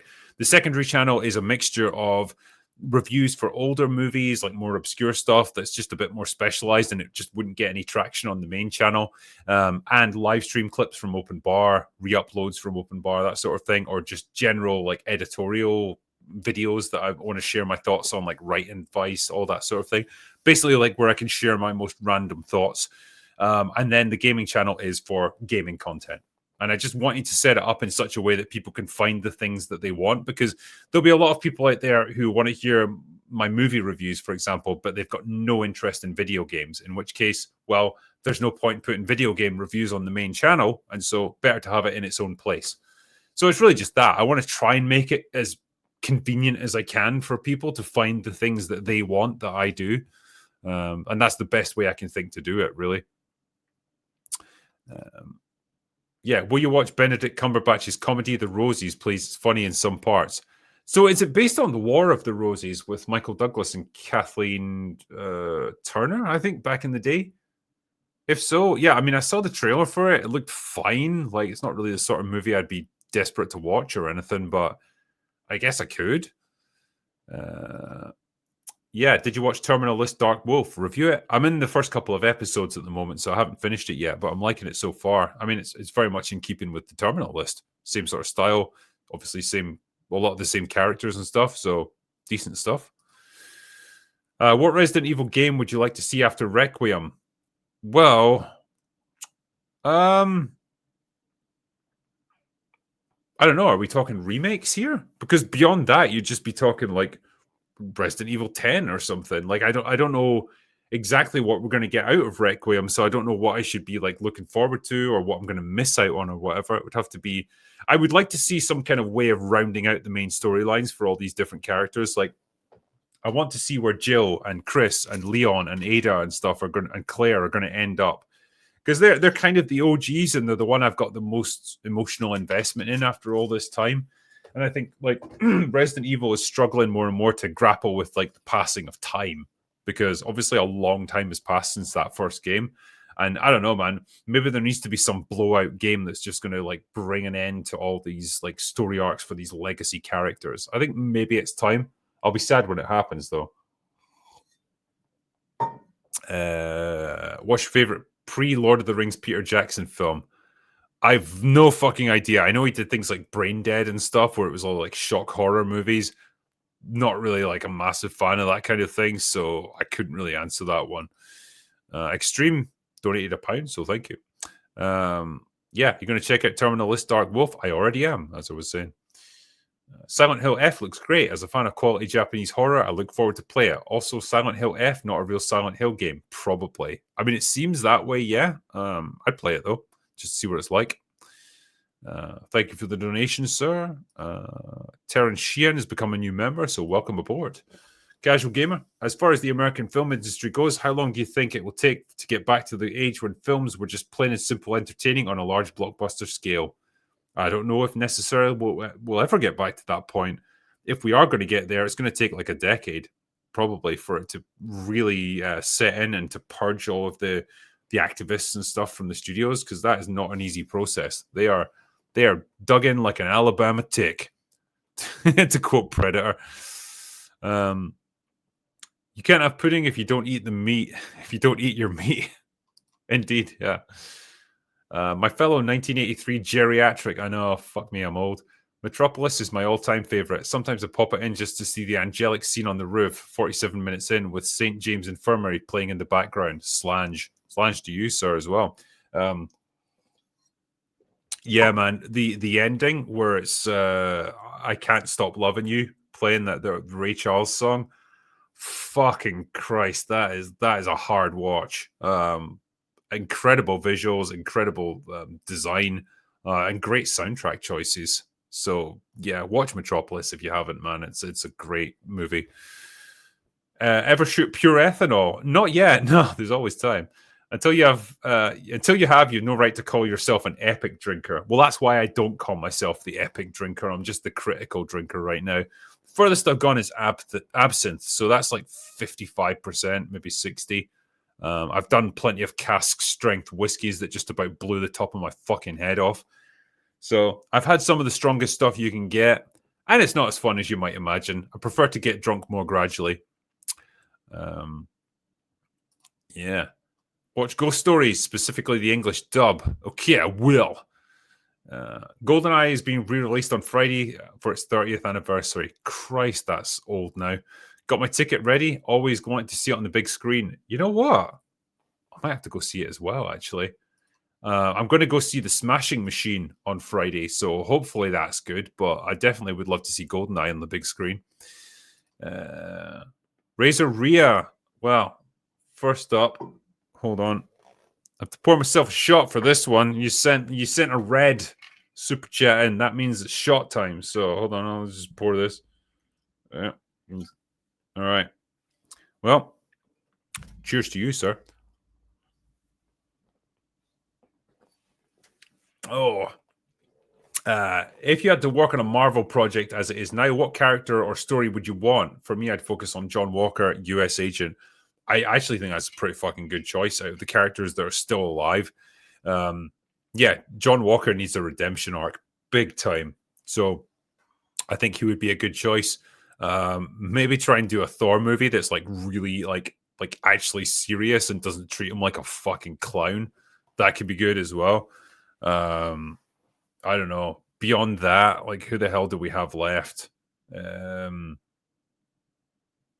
You know who I think could actually have been a good hero if he'd been handled properly was fucking who was the Egyptian one that right, hold on. Jason Oscar Isaac played. Why has the name escaped me here? Moon Knight, that was it, yeah. I think Moon Knight, if he'd been a properly like dark, gritty, violent hero, with a split personality and all the like psychological fuckery that comes with that could have been something really good. So I'd quite like to take a crack at Moon Knight, actually. Yeah. Next up, if the Starfighter rumors are true, we went from Luke rejecting the dark side, defeating the Emperor, bringing peace to the galaxy, and training new Jedis, to Rey now having done all of those things instead, but better. Yeah, that sounds pretty much like modern day Disney Star Wars. So yeah, I wouldn't be entirely surprised. Yeah, excellent quotes from movies. Let off some steam, Bennett. Bennett has the greatest death scene ever, impaled by a fucking steam pipe. John, I'm going to shoot you between the balls. God damn, I just want to watch Commando now. Fuck it, I'm leaving this stream. I'm just going to go watch that instead. Are you a fan of Still Game? Yes, Still Game is superb. Excellent Scottish comedy. For anyone who's not seen it, I heartily recommend it. It's so fucking funny and like heartwarming, and man, it has got such a poignant ending as well. Like those guys absolutely know what they were doing with that. It's basically a bunch of old age pensioners living in a shitty council estate in Glasgow, which doesn't exactly sound inspiring, but what they do with it and the humanity and the characters that they inject into it, the humor, just the ridiculous situations they find themselves in. It's fucking brilliant. Yeah, all the cast of that and the writers deserve like all the awards, I think. Yeah, Still Game is great stuff. Cody Griffin wanted to say, I hope you're doing all right. I am, thank you. The world has been pretty crazy the past few years. Yes, it fucking has. It gets heavy and you have to dive into the culture wars still. So just hope you're doing solid, mate. I am. You know what? I try not to get too bogged down in it because, you know, at the end of the day, like this channel is about media. It's about like pop culture and stuff. And I don't want to get too drowned out in politics and all that because that's not what people are here for. If anything, I mean, I imagine a lot of you just want a bit of an escape from all that crap and just, hey, let's talk about geeky fucking movies and TV shows and stuff and riff on how you know, shitty some of this stuff can be. That's where I would be more happy just talking away. Like, there's certain things that intrude, I guess. I guess the Charlie Kirk thing was one of those things where you kind of couldn't just stick your head in the sand anymore. You had to say something about it, but I don't want to dwell on all that stuff, and I'd be quite happy moving on from it and just getting back to what we talk about mostly on this channel. You know, I hope most of you feel the same way. But yeah, I'm not going to be here lecturing you guys on how you should feel about the world or anything. That's not my style and it's not my place. So don't worry there. Zach Krieger's Resident Evil. Please, God, let it be good. Your thoughts, Drinker? I hope so. I mean, if this is the guy who did Weapons, he obviously knows how to do horror, but holy shit, he's not been saying great things about the movie so far. Talking about how it's not going to have anything to do with the characters from the games, and he's not too wed to it. Yeah, just I hope it's good. I hope it's good. I hope after 25 fucking years we get a good Resident Evil movie. It's not that much to ask, surely, guys. I mean, come on. It's tailor-made for films as well. It should be easy. Yeah, man. Keeping my fingers crossed. Right. Is there anything worn under the kilt? No, everything is in perfect working order. I think that's an old joke from the Goon Show. It's a pretty good joke as well. When you get asked what's underneath your kilt, you just say, the floor. Giovanni Garcia. Drinker, how would you criticize your movie objectively if it was someone else's? Love your channel, by the way. Okay, I'll launch into it then. Rogue Elements, I think, is a series of slightly overdone and under-resourced action sequences strung together by a not particularly great plot with unclear character motivations. And basically, yeah, it needed a stronger narrative thread to tie it all together. And I fully appreciate the, like, for people who watched it, it wasn't necessarily what you were hoping for. I think for me, if 10 out of 10 is like the best fucking script or the best version of it we could have got, and you know, 1 is a complete disaster, it's like a 5 or a 6 for me in terms of like what I wanted to see realized and what we got. And some of the problems are 100% on me. You know, I think in retrospect, we started off with like a really simple script because we thought we were going to have no resources for it. Like the main character, Ryan Drake, sneaks into, he has to infiltrate like a location, like a warehouse or somewhere like that, rescue a target, and he gets ambushed along the way. There's a little bit of intrigue and he has to fight his way out. Like, that was a super simple plot idea. We got loads of, we did the Kickstarter, we got loads of resources, way more than we'd expected. And instead of doing what we should have done, which was go back to the drawing board and just start again with a whole new story and, you know, and work from there, we just added more and more stuff onto the existing one, which we shouldn't have done. And we say we is mostly me. So I hold my hand up to that and say that was my inexperience with script writing for movies showing through. In retrospect, I kind of wish we'd actually just done Trial by Fire with those resources that we had for Rogue Elements. I wish we'd used the script for Trial by Fire instead, because that, I think, is much more in keeping with like that level of resources, and it's a much more character focused story. Probably the only downside to it would have been that it's a much more it's a story that's focused more on a character called Frost, who's a tech team. She's like the technical support for the team. And I think probably I would have got shit for that, because it's like, well, why is it billed as a Ryan Drake fucking movie when it's not really about him? But you can't have everything. But I think that's that story there was much more in keeping with what we could have delivered resource wise. But you live and learn, ultimately, And I think we're hopefully going to redeem ourselves a little bit with the next one. But that's the nature of filmmaking. Like, I went from basically having done nothing related to films to doing my first one, which was this. Like, and for most people, that would have been some experimental fucking thing that they recorded on their iPhones. In my case, it was like a big, £300,000 movie, which is relatively decent budget. But it was still that same learning curve. And the sad reality is you don't always get it right on the first attempt. And I think that's kind of where I was with that. But yeah, you got to hold your hand up and say, like, sometimes it didn't turn out exactly the way I'd hoped. And maybe part of what I did was to blame for that. So anyway, but yeah, you live and learn. So hopefully this next one will be a little bit better and you'll see an improvement, And if you don't, well, it's time for me to just fucking quit.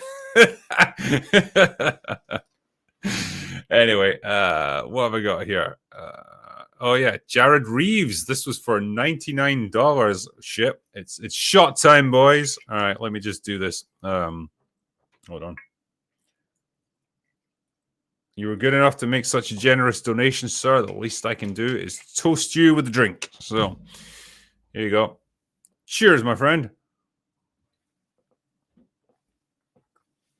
Oh, I'm going to be paying for this tomorrow, but that's okay. I'm here for your amusement. Anyway, Jared, you said, hey, drinker, with the announcement of the John M. Chu directed Hot Wheels movie, and almost certainly to be crap, will you ever review the original Hot Wheels movies from back in the early 2000s? World Race and Acceleracers? What the fuck are they? I have never even heard of. Right, hold on. They must have passed me by big time. Right, Hot Wheels World Race. So, yeah, so it's an animated movie. What does it tell us about this? Yeah. I assume it's for kids? Yeah, I mean, it's probably why it passed me by at the time, because I would have been too old to appreciate it. But, yeah, man. I don't know if I can add a whole lot to that one at this point. Yeah. I'd have to go back and watch them, and like, I don't know. Probably the best way to manage that would be, okay, if this new one comes out and it's like a big deal that everyone's talking about, I should then go back, rewatch the originals, and then compare and contrast the two. But I feel like I'm not necessarily the target audience for this, so I don't know if I can really add much to the discussion here. Yeah, I guess that's all I can say on that one. I'm sorry. I wish I could give you a better answer there. Yeah. Drinker, you seen Mr. In Between, Magician sequel series? Yeah, people have been asking about it many times. It's on my list of things to watch. I just haven't had a chance. My annoying lame-ass neighbor just got his skid steer bogged completely down in a spring in the back field. Cheers to that. Fuck him. Yeah, fuck that guy. God, imagine getting bogged down in a field, asshole. Do you plan on watching Task on HBO Max? I didn't have any plans so far. Maybe I will. I don't know. Have you seen the 2019 Gemini Man? What did you think? No, I've saw the original, but never this one. I didn't even know it existed. Sorry. Mad Dog, House of Guinness thoughts? I quite liked it. Haven't seen House of Guinness yet. I saw it advertised. I was intrigued. Not watched it though. Kung Fu Hot Dog. Yeah, hey drinker, favorite martial arts film? Well, it's got to be Kung Fury. But actually, fuck, man. When I was out in Canada, right, and I was hanging out with Travis, the director, for Trial by Fire. He was showing me the first 20 minutes of footage from Kung Fury 2, and I fucking kid, I properly belly laughed at least a dozen times during that. It looked amazing. I know there's like loads of legal troubles that have held that movie back, but holy shit, it's good. It's so absurd. It just looks amazing. Please release Kung Fury 2. I would love to see it. I honestly would. Recently rewatched Black Rabbit. It was pretty good, but the shenanigans the MCs got up to was like watching a train wreck unfold in slow motion. Stressed me the fuck out. So it did. What is it supposed to? So yeah, sorry, it did what it's supposed to. Yes, I haven't seen Black Rabbit yet. I've heard good things about it though. So I'm glad it did its job on you. Have you heard of the movie One Battle After Another, and how much do you hate it? I've heard of it, very much so. Haven't seen it yet though, so I'll need to take a look. But I've heard it's generating quite a bit of controversy because it's basically like, well, it's like The Savant, but like in movie form. So yes, I don't know much beyond that, unfortunately. I have heavily recommend Nixon from '95, brilliant political thriller with Anthony Hopkins from the director of JFK and Platoon. Yes, I've seen it. Anthony Hopkins is pretty good as Nixon. So yeah, pretty intriguing movie. Yeah, it was an Oliver Stone movie. Like he was just on fire during that period. You know, to go from JFK to Nixon, you know, his political thrillers, pretty fucking good. And yeah, Platoon is an absolute favorite of mine when it comes to Vietnam movies. Hey, Drinker, have you seen Life of Chuck yet? Weapons was my favorite movie of the year until I saw Life of Chuck. Haven't seen it yet. I've heard good things, though. I'll give you a crazy super chat. It is crazy, yeah. Does what it says on the tin. Thank you, sir.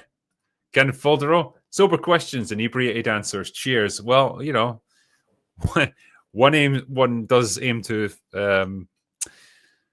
entertain. If you liked Space Ice, Jason Brandt is a recommend. Oh, nice.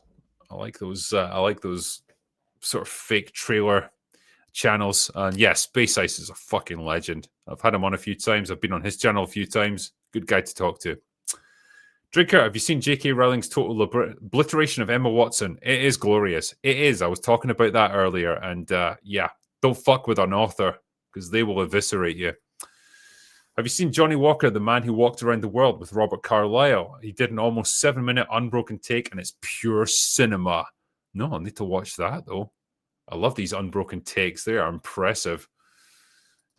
Next up. So many super chats. Ever think about just you and a guest reviewing an older movie again, a la Hot Fuzz, say Melvin Deeply or Emperor Goodwin? I would do that in a heartbeat. I've got a few people lined up actually who want to talk about various things. And so that is, well, that's another episode of Happy Hour. It's been a while since I've done one. I don't know. I should try and alternate between Ask the Drinker and Happy Hour. It's just, yeah, sometimes my schedule doesn't permit it. Yeah. Melvin Deeply, you fucking dick. Is your porn name The Critical Fucker? Maybe.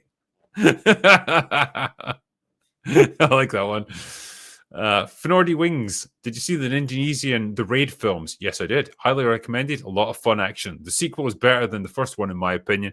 Yeah, they ramped up like the action, the budget and stuff.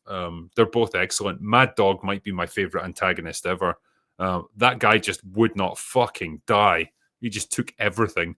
But yeah, The Raid, great film. Dread was basically just The Raid, but in Mega City 1. Welcome, Terrence.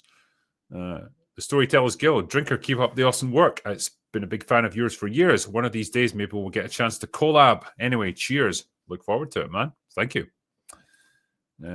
Yeah.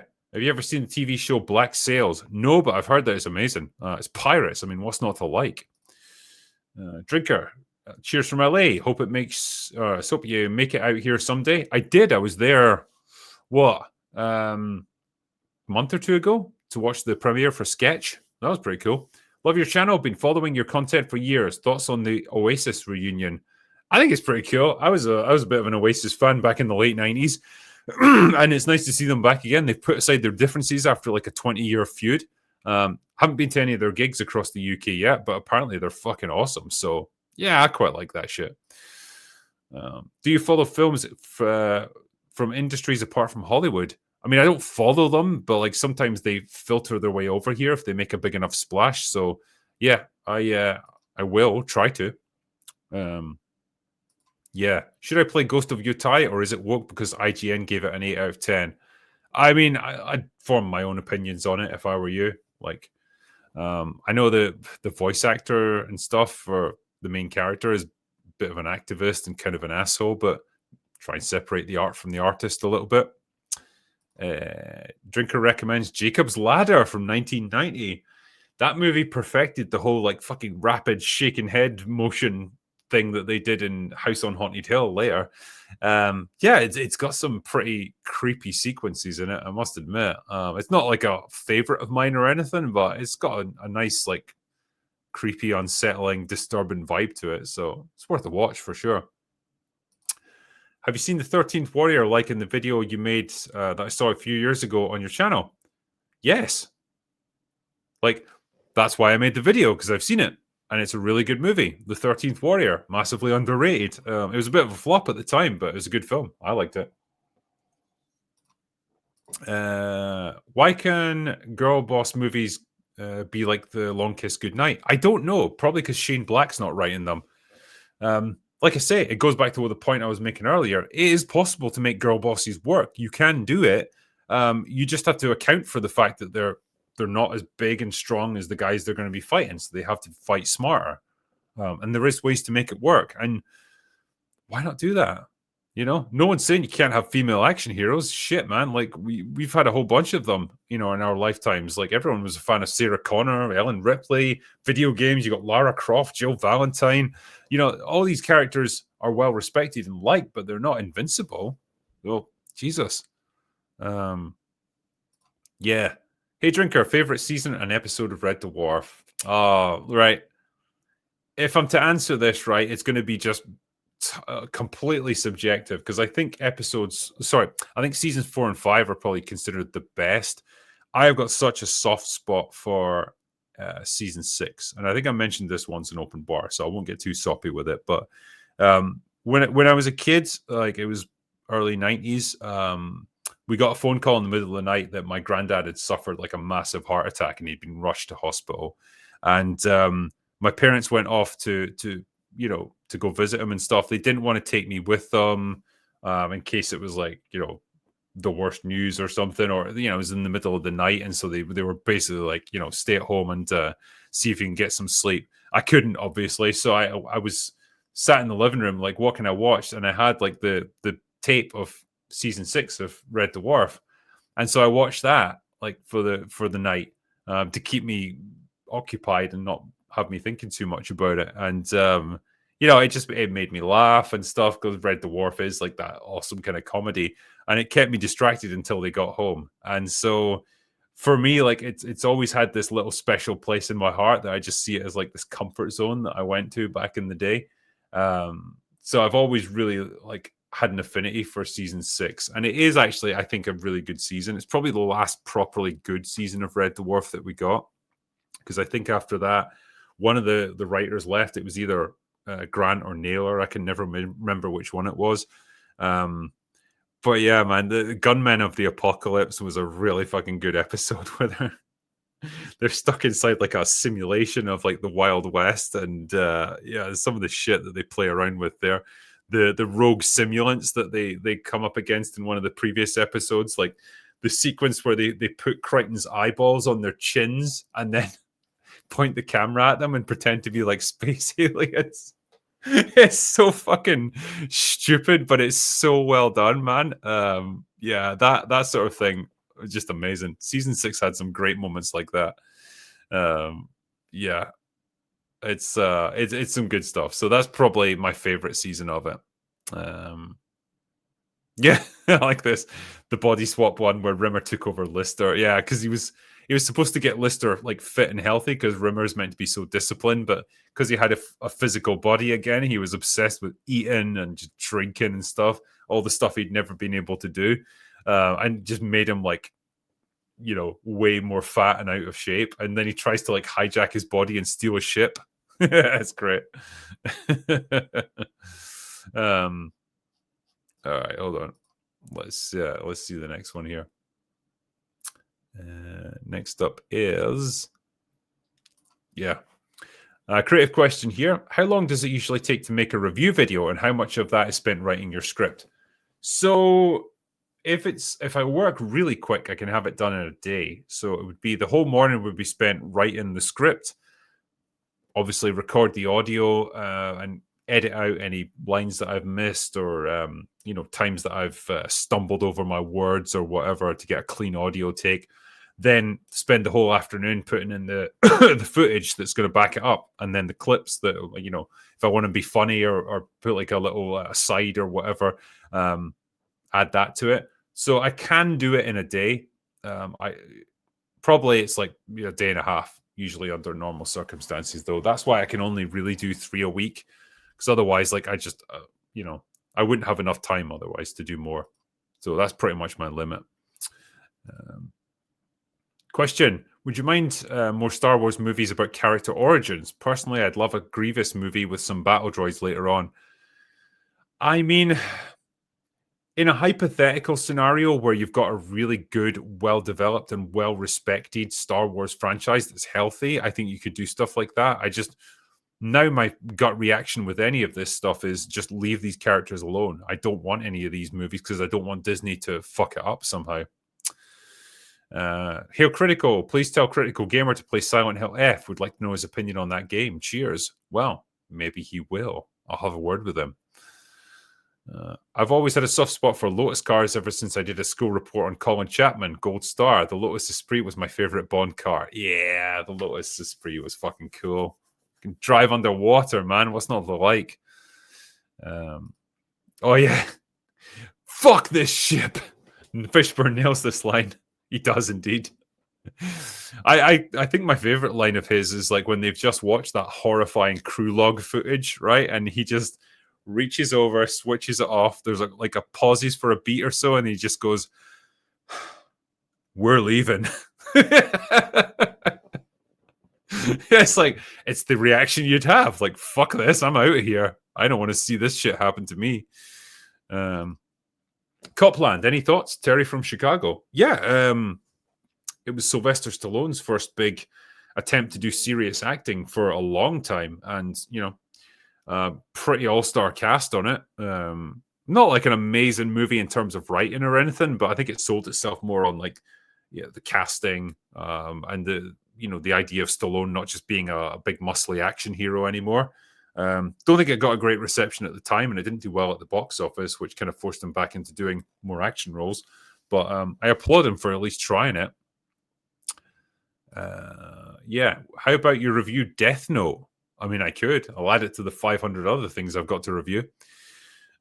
Jared Reeves, Drinker, with the announcement of the John M. Chu directed Hot Wheels movie. All right. That's the second one you've sent about this. Yeah. I guess you really want me to review the Hot Wheels movie, huh? Ever seen reviewed, or surely not, I'd know, Strange Days, one of my favorites. Highly recommend. I haven't reviewed that yet, I'm afraid. So no, you'll know when I do. Did you watch Kingdom of Heaven? Yes, twice, sadly. Really fucking long movie, kind of boring. I think it's the only EFAP movie where I left before the end because I just couldn't take it anymore. I was so fucking bored and I couldn't even think of anything to say. Hey, Drinker, have you seen the new Charlie Sheen documentary, and what do you think about him as an actor? I was great back in the 80s. He obviously kind of devolved into drugs and alcohol abuse and that sort of thing. But yeah, like when he was actually, young and willing to like push himself, he was a pretty good actor. I did like him. I'm always going to love him for Hot Shots. Those movies were superb. Haven't seen the documentary yet, but I am planning to watch it because I find those pretty interesting. What's this one? Do you know if you'll ever have time to review For All Mankind? It's one of those more better science fiction dramas out there currently. I do want to review it because guys like Robert Meyer Burnett have spoken very highly of it. And I like the premise of it because it's like an alternate history where like the Soviets got to the moon first, I think. And now it's like an arms race in space. So I do quite like it. I just haven't had time. That's the big problem for me. Yeah, I think a cool idea for a Resident Evil game would be a Code Veronica prequel. Squad tactics, Hunk and Umbrella Security defending Rockford against Wesker's BOWs. I mean, you could. Like, they're probably going to remake Code Veronica, realistically, because that game's pretty old and pretty dated now. Can you do a prequel to it? Maybe, I guess. I was never that fascinated by the island itself to see where it came from, but sure, if it's well developed with good characters. Sorry. Absinthe, that word brings back memories. It shouldn't. I used to host homemade bootleg absinthe drinking parties. I mean, that is hardcore. Yeah, it's a weird stuff because it doesn't taste as strong as it should, considering how strong it actually is. It's deceptive, you see. Have you seen Serenity yet? Yes. Mauler and I watched together. It's on my second channel. You've got our watch through right there. Great movie. Nice way to round out Firefly. Got my alcoholic brother live. Keep on knuckle bunking the message and the proverbial balloon knot for the normal people. I'll keep doing my best, sir. Thank you very much. Drinker, I'm curious what your thoughts are on the rumored Attack of the 50-Foot Woman remake with Margot Robbie. Cheers. Sure, I'll watch that. A gigantic Margot Robbie? She will destroy us all, and we'll love it. Does the state of media, culture, or politics ever make you feel unmotivated to create, as in not seeing a point? How do you deal with it? No, if anything, it makes me more motivated because it's a good escape from all that stuff. You know, sometimes it's good to throw yourself into your work, and that's what helps, I think, for me. So, yeah, that sort of thing, never been too much of a problem. Now that October is nearly upon us, I highly recommend the horror parody Garth Marenghi's Dark Place. It's one of the funniest comedies I've ever seen. Well, I'll take your word for it. I've definitely heard of it, and I will get a chance one day. Terrence Sheehan, thanks from Chicago, Copland. Yes, Copland. Why does this keep coming in? Why do you keep asking me about this? All right, you know what? You gave me $100 here, so it calls for another shot. It's the drinker rules, you see. And I'm definitely going to have to end this stream soon because I've had like 4 shots at this point. So, anyway, cheers, sir. Cheers to Hot Wheels. It's the movie that we didn't know we needed, but apparently we do. Anthony Starr or Michael Fassbender as Albert Wesker. I'd pick Anthony Starr. He's definitely got the look nailed down. Fassbender, I fucking love him as an actor, but he's looking pretty old and stringy these days. Man needs to bulk up. Get him a fucking cheeseburger or something. Jesus Christ. Yeah, Anthony Starr, I think, is better suited to that role. 30 Years of Clock Tower starring Jennifer Connelly. Nice. Hail Drunker, your honesty about rogue elements is the mark of a real man. Thank you. I'm crying inside. Can't say, but I've got a question. Who'd win in a fight between Van Damme and Seagal? Oh, wait, I know. Chuck Norris. Van Damme and Seagal almost came to blows, actually. I think there was a big showbiz party going on at Stallone's house in LA one time, and the two of them got into a bit of an altercation, and Van Damme challenged Seagal to a fight, and Seagal kind of pussied out, from what I understand. But yeah, if they ever did fight, like, at their peak, Van Damme would fucking destroy him. He's like way stronger and fitter than Seagal ever was. And like Seagal's style of fighting isn't even really a martial art. It's Aikido. It's basically just like Tai Chi, but with like a few punches thrown in and a few holds. So yeah, Van Damme would have destroyed him if it had come down to that. Super sticker there, fat bastard that can't gaming. Thanks. As a gamer, what do you think of Ready Player One? And in that world, would you, like me, spend all of your time in a virtual house of debauchery? Absolutely, I would. Yeah. That's what they always got wrong about the holodecks in Star Trek. You know, once you can replicate porn, everyone would be in there all the time. Fuck the ship. Like, I just get in there and literally fuck the ship, as it turns out. Ready Player One, I like the book a lot more. It definitely goes into the mechanics of game playing a lot more. The movie is just, it's a Hollywood movie. You know, I didn't hate it, and I think it's still got quite a charming, heartwarming message to it, but it's nowhere near as good as the book. Yeah, I definitely preferred that one. Yeah. What's that? Trimler versus Stuckman. No go. I'd be sure you mean drinker, but yeah, sure. Yeah. Fuck this ship. Riker didn't. That's because Riker can have any woman that he wants. He's got the beard of power, way more powerful than my beard will ever be. Riker just has to look at a woman and just go, "You," and she'll just immediately be like, "Right to the bedroom," and she'll like it. I did. I had a lot of respect for Riker back in the day. Fucking great. Oh yeah. The worst punishment in Star Trek is cleaning the holodeck. Jesus. Yeah. The Star Trek had such a positive view of human nature, but we know, gentlemen, we know the horrifying reality of what people would actually use it for. Yeah. Drinker, why'd you always wear sunglasses? It's mostly to hide my bloodshot, destroyed eyes. But also, it's handy if I'm kind of looking to different areas of the screen.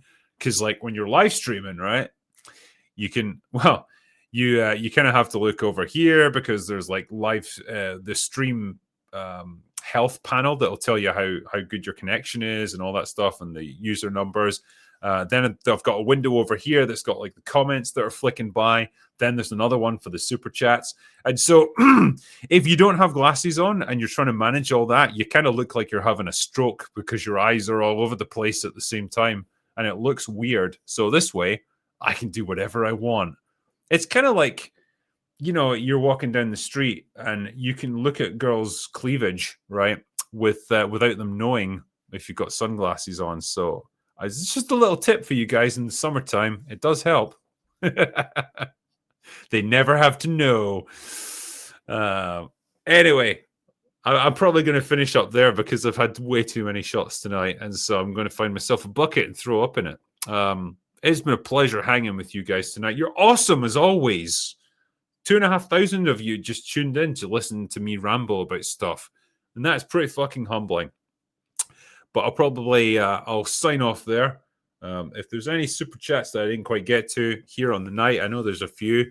I will, of course, catch up with them. And you'll get an equally entertaining catch-up stream that I'll record offline. So I might not be quite as drunk, but I'll still be reasonably drunk. Anyway, the next time I catch you guys will probably be on Open Bar on Thursday. So we will see you there, hopefully. But right now, that's all I got for today. So go away now.